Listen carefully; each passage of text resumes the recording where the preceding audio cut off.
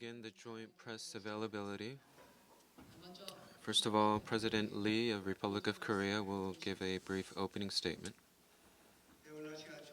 We have beautiful weather today. I know that yesterday we had sub-zero cold. I think President Obama brought with him very nice weather. On behalf of the people of the Republic of Korea, I wish to extend our warmest welcome and greetings to President Obama and his delegation. We know how much President Obama appreciates and understands the value of Korean and Asian cultures. I believe that President Obama's global leadership, a leadership that is based on mutual respect and mutual goals, will help usher in an era of hope and renewal to the United States and better serve peace and prosperity throughout the world. Having held 3 summit meetings with him and having met many times in various multilateral settings over the past 10 months, I think I can say that we have indeed become very close friends. In particular, I think our discussions today have been particularly in-depth and very fruitful, very honest talks. The relationship between our two countries is excellent and stands stronger than ever.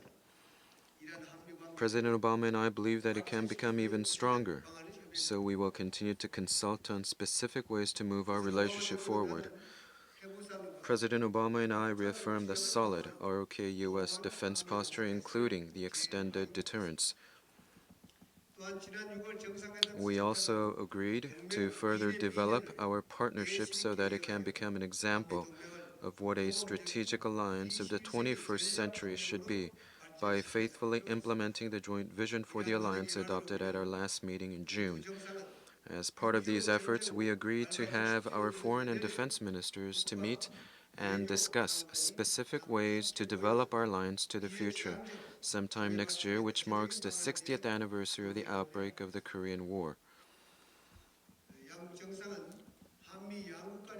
President Obama and I expressed our shared satisfaction that Korea and the United States are working closely together with regards to our approach vis-à-vis North Korea and the nuclear issue. We also reaffirmed our commitment to the complete and verifiable denuclearization of North Korea through the 6-party talks. We fully share the view that the North Korean nuclear issue requires a definite and comprehensive resolution as I described in our grand bargain, and agreed to closely consult on how to elaborate and implement this approach. It is my hope that North Korea would accept our proposal so that we can usher in a new era in which North Korea can be assured of its security and its people can enjoy real improvements in their quality of life. We agreed to work closely together with the other countries in the 6-party process to bring North Korea back to the 6-party talks at an early date and make sure that North Korea takes substantive measures towards its denuclearization. Moreover, we noted our shared concern for North Korean humanitarian issues and agreed to work together to bring improvements in this area. Meanwhile, President Obama and I reaffirmed the economic and strategic importance of the Korea-U.S. Free Trade Agreement. We agreed to redouble our efforts to move the agreement forward. Noting with satisfaction the achievements of the G20 summit meeting in Pittsburgh, President Obama and I agreed to continue cooperating on implementing a framework for ensuring a strong, sustainable, and balanced growth. We also agreed to work together to ensure the success of next November's G20 summit to be held here in Korea. At the same time, we share the view that such global challenges as climate change, green growth, non-proliferation, and counterterrorism requires a collective response. In particular, I would like to commend President Obama's endeavor towards a world without nuclear weapons, and in this respect, the Republic of Korea intends to participate in and do its part to ensure the success of next April's Nuclear Security Summit in Washington, D.C. I am very pleased that we were able to have candid discussions on important issues that confront us, and I am happy that we produced fruitful outcomes. I also wish to once again congratulate President Obama on his very successful trip to Asia, and let me once again join the Korean people in expressing to President Obama and his delegation our warmest sentiments of friendship. Thank you. Great honor to be making my first trip to the Republic of Korea as President of the United States.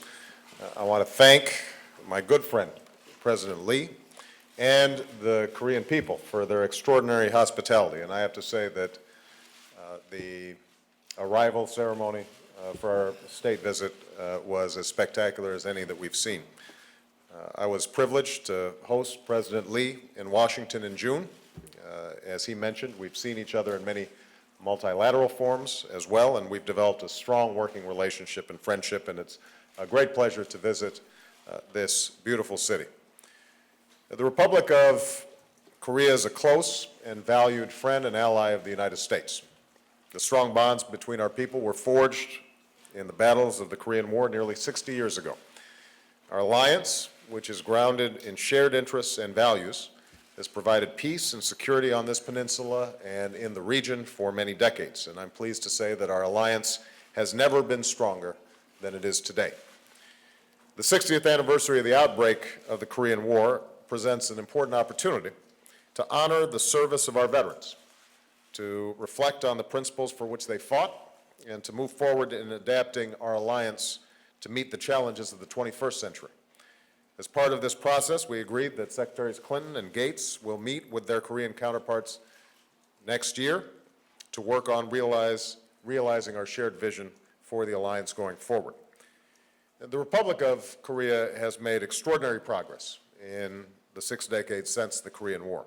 Evidence of that progress can be seen in Korea's strong democracy, its vibrant economy, but it can also be seen in Korea's increasingly prominent role in global affairs. Indeed, in just one generation, the Republic of Korea has gone from a recipient of aid to a donor nation, and under the leadership of President Lee, a leader within the G20. The United States has been proud to stand as a friend and ally of the Korean people throughout this period. And later today, I'll also visit some of our servicemen and women who represent America's unwavering commitment to the security of this country. And going forward, I know that our two nations can strengthen our cooperation on a range of critical issues, including several that we discussed today.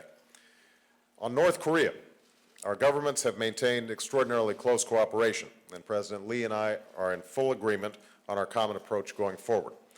I reaffirm my commitment to continue working together in the six-party process to achieve a definitive and comprehensive resolution of the nuclear issue.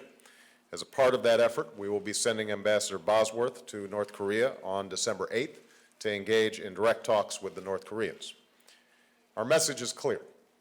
If North Korea is prepared to take concrete and irreversible steps to fulfill its obligations and eliminate its nuclear weapons program, the United States will support economic assistance and help promote its full integration into the community of nations. That opportunity and respect will not come with threats. North Korea must live up to its obligations.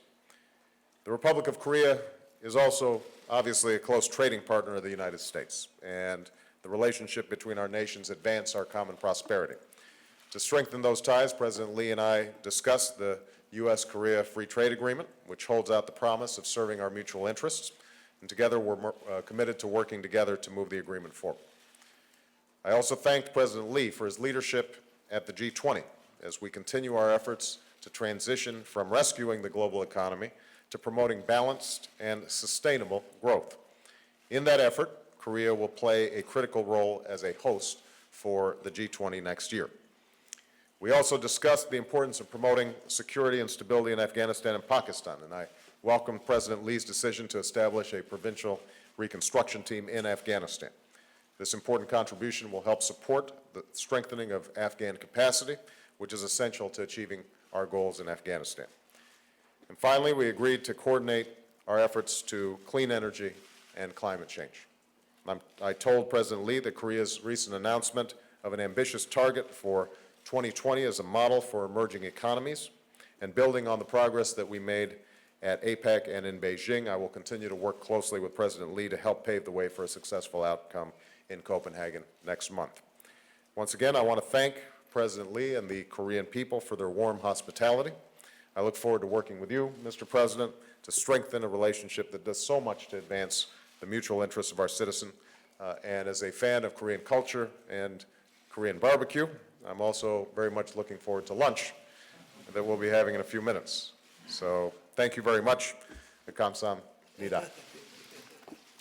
All right. 네, 그럼 지금부터 한미 양국 기자들의 질문을 받도록 하겠습니다. 질문하실 기자분은 손을 들고 말씀을 시작해 주시기 바랍니다. 네, KBS의 이춘호 기자님. 안녕하십니까. KBS 이춘호 기자입니다. 오바마 대통령의 한국 방문을 환영한다는 말씀을 드리면서 먼저 이명박 대통령님께 질문드립니다. First of all, Mr. President, yes, KBS, Mr. Lee Chun-ho from KBS. First of all, welcome to Korea, Mr. President. A question going out to President Lee regarding North Korean nuclear issue. Do you envisage any timeline between Korea and the United States in order to resolve the North Korean nuclear issue? Do you have any deadlines about it? And also regarding the grand bargain proposal that you proposed to North Korea, how do you think that the North Koreans will react to your grand bargain proposal? And both of you mentioned during the result of your talks, but what kind of things did you discuss regarding the Chorus FTA? A question going out to President Obama on the Chorus FTA. The Chorus FTA is regarded here within Korea as something that will further strengthen bilateral relationship between Korea and the United States, and many Korean people are hopeful or hoping for the early ratification of the Chorus FTA. And I would just like to ask Mr. President of your strategic vision regarding the Chorus FTA. And as for the grand bargain proposal, I would just like to ask you how much you intend to cooperate with the South Koreans in implementing this. I think we promised to ask one question to one leader, but I think you were asking many questions all at once. First of all, on North Korean nuclear issue and convincing North Korea to give up their nuclear weapons program, it is not a simple matter. We know that for sure. For the last 20 years or so, we've been dealing with the North Koreans and negotiating with the North Koreans.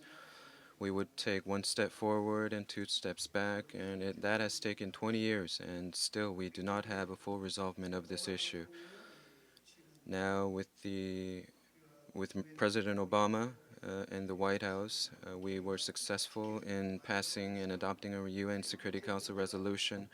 International cooperation is perfect, in my opinion, in terms of trying to resolve this issue peacefully, and I think we are entering into a new chapter in bringing this issue to an end. I do not put any deadline to resolving this North Korean nuclear issue. Of course, we would want to resolve this issue as soon as possible because that is critical for ensuring peace and stability of the region and the world. And so this is why I proposed a grand bargain proposal.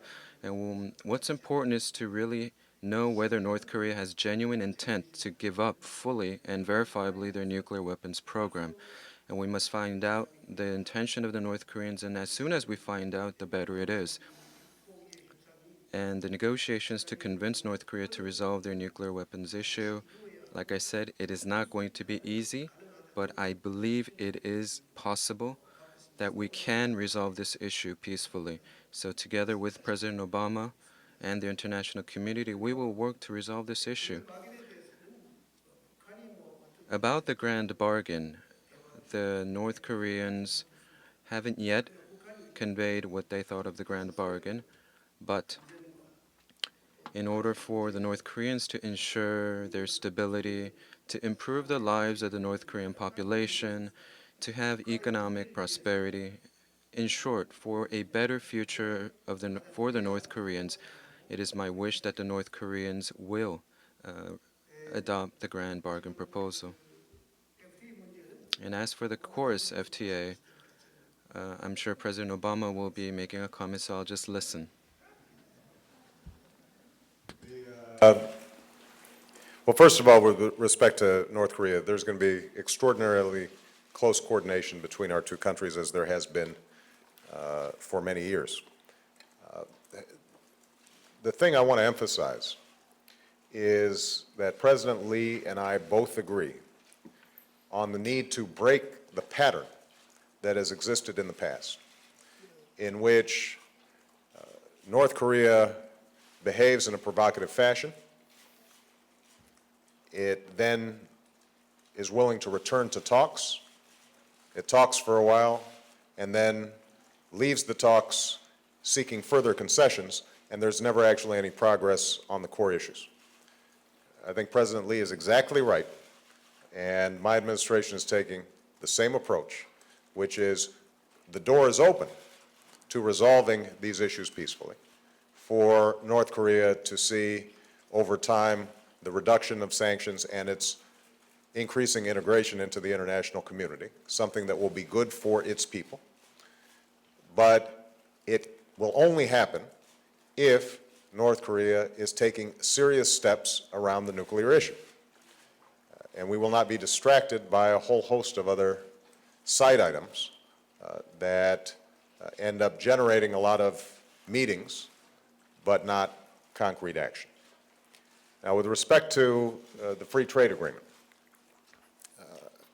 I am a strong believer that both countries can benefit from expanding our trade ties.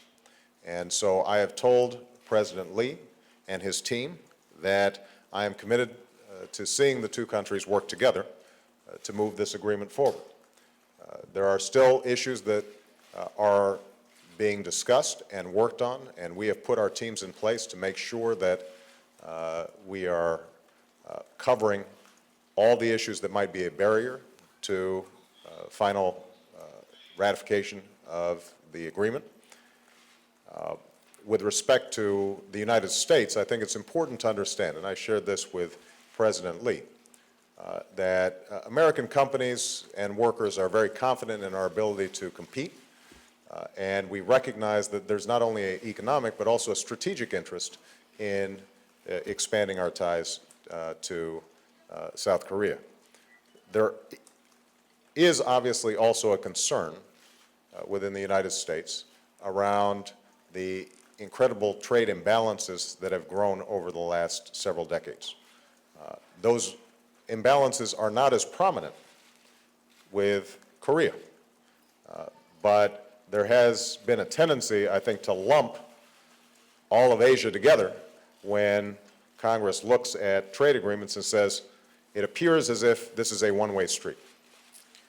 And one of my goals is to make sure that as we work through these issues, that the American people, American businesses, American workers recognize that we have to look at each agreement and each country on its own merits and make sure that we can create the kind of win-win situation that I know President Lee is interested in seeing as well. Okay. I think that we've got a question. Julianne?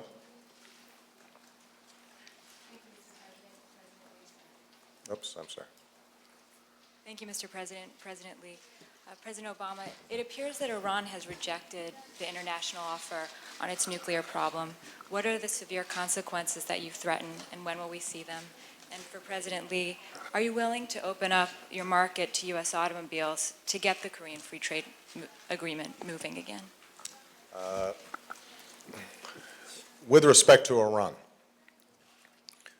at the beginning of my administration, we put in place a policy that we have executed as drawn up over the last several months. What we said was that we would take a new approach and say to Iran that we are willing to engage them directly, that we would organize the international community around a series of proposals that would permit Iran to show its intentions to give up any nuclear weapon programs and pursue peaceful nuclear energy under the framework of a non-proliferation regime. That even as we were organizing the international community to put forward a fair deal to the Iranians, that we would also move on a dual track and that we weren't going to duplicate what has happened with North Korea, in which talks just continue forever without any actual resolution to the issue. So that we indicated that our offer would be on the table for a certain period of time, and that when that time ran out, we would look at other approaches that would increase pressure on Iran to give up its nuclear weapons program. Since that time, through the auspices of the International Atomic Energy Agency, as well as the P5+1, we put forward such a proposal, one in which low-enriched uranium could be removed from Iran, processed outside of Iran, returned to them in a way that couldn't be weaponized, and used for research purposes. The fairness of the deal, I think, is confirmed by the fact that Russia, China, the other members of the P5+1, as well as Mohammed al-Baradei, the Secretary General of the IAEA, all confirmed that this was a smart, creative proposal that could lead to a path in which Iran was no longer in breach of its international agreements, and that Iran should accept it. Iran has taken weeks now and has not shown its willingness to say yes to this proposal, and I have not seen the report that you're referring to today, but we've seen indications that whether it's for internal political reasons or because they are stuck in some of their own rhetoric, they have been unable to get to yes. And so, as a consequence, we have begun discussions with our international partners about the importance of having consequences, that the dual-track approach requires Iran to get a clear message that when it fails to take advantage of these opportunities, that, in fact, it is not making itself more secure, it's making itself less secure. And our expectation is that over the next several weeks, we will be developing a package of potential steps that we could take that will indicate our seriousness to Iran. I continue to hold out the prospect that they may decide to walk through this door. I hope they do. But what I'm pleased about is the extraordinary international unity that we've seen. If you think at the beginning of the year how disjointed international efforts were and how uneven perceptions were about Iran's nuclear program and where we are today, I think it's an indication that we've taken the right approach.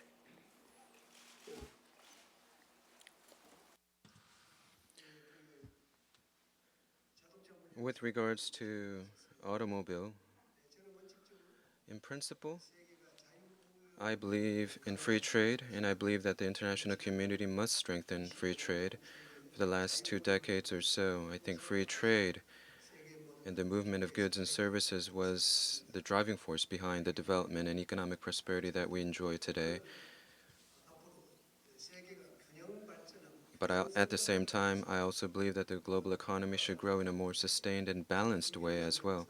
If there are any imbalances between two economies, it should be corrected, and this is a topic and an agenda that is being discussed within the G20 forum, and this is something that President Obama and I talked about as well.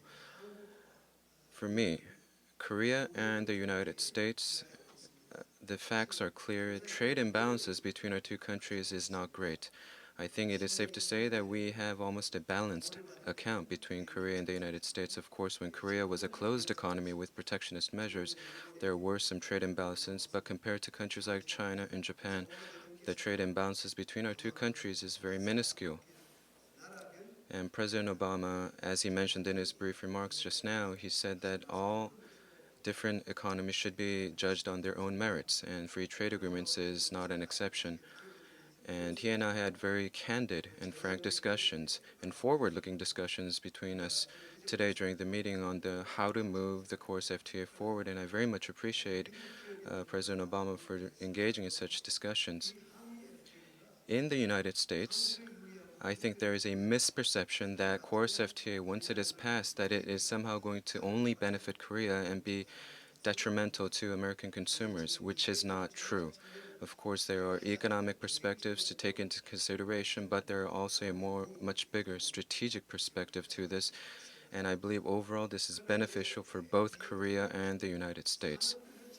Of course, each industry will be impacted differently. Here in Korea, the service sector, the agricultural sector, they are completely against the passage of the course FTA because they lag far behind their American counterparts. But for us, the Korean government, we view the course FTA in a more comprehensive manner. Overall, it is beneficial for us in the long term.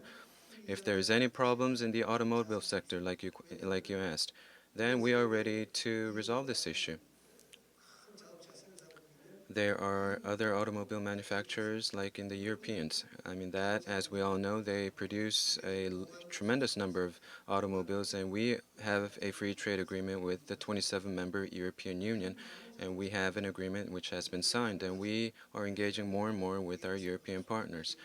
And so I think we should have more opportunities to talk about these issues with each other. And on this issue, President Obama and I talked about in detail again how to move forward this agreement. I believe that again this is beneficial for both Korea and the United States. Thank you. We will be now concluding the joint press availability between Korea and the U.S.